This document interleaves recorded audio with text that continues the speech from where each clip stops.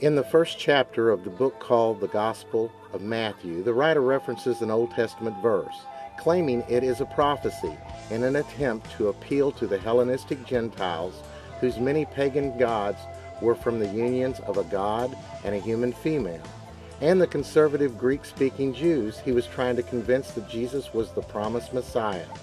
Let's look at both the Matthew verse and then the Old Testament verse it references.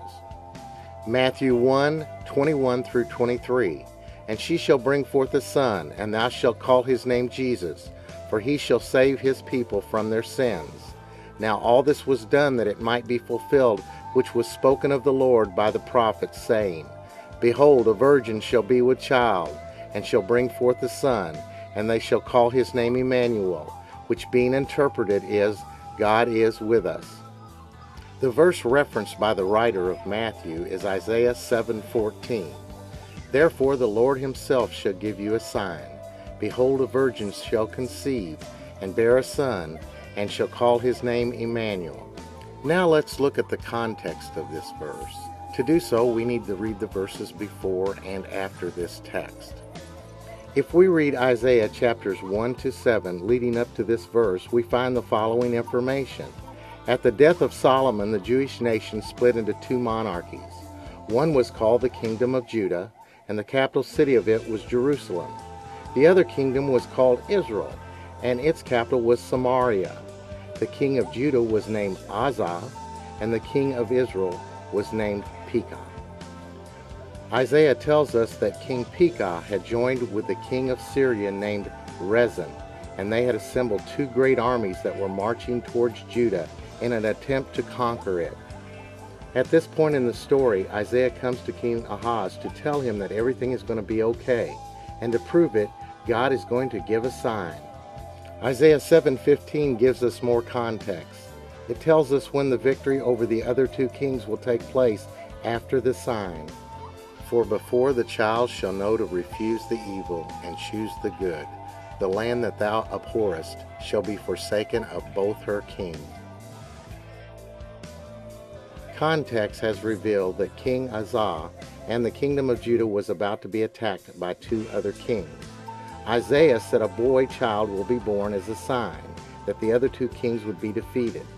This would happen before the child reached the age of accountability. This was not a prophecy of a child being born 700 years later, as that would not be a sign to King Asa, who would be long time dead. In context, this is not a prophecy of the birth of Jesus, but of a child being born then. Read Isaiah 8:2 and 3 for that birth. Now let's take a more in-depth look at Isaiah 7:14. The verse says, Behold, a virgin shall conceive. This seems pretty clear-cut, doesn't it? The problem is that the original Hebrew text, the word is Alma, which does not designate a virgin, but only a young woman. Had Isaiah meant virgin, he would have used the word Bethulah, as he did in chapter 62, verse 5. He did know the difference and used Alma in Isaiah 7:14. The writer of Matthew is not totally at fault. He used the inferior Greek translation of the Old Testament called the Septuagint, which falsely translated Alma into the Greek Parthenos. The Septuagint also mistranslated the tense as shall conceive, when in reality, in the original Hebrew, it is with child. In other words, already pregnant.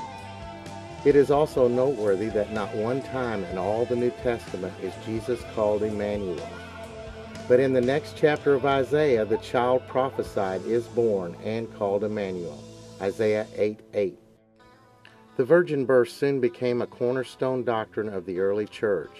For that reason, translation after translation for the last 1900 years have perpetuated the error of Matthew.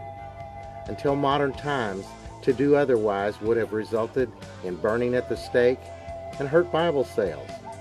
Only recently have a few versions had the intestinal fortitude to honestly translate the original Hebrew to read as written by Isaiah the prophet. Was Mary a virgin? Did the virgin birth really take place?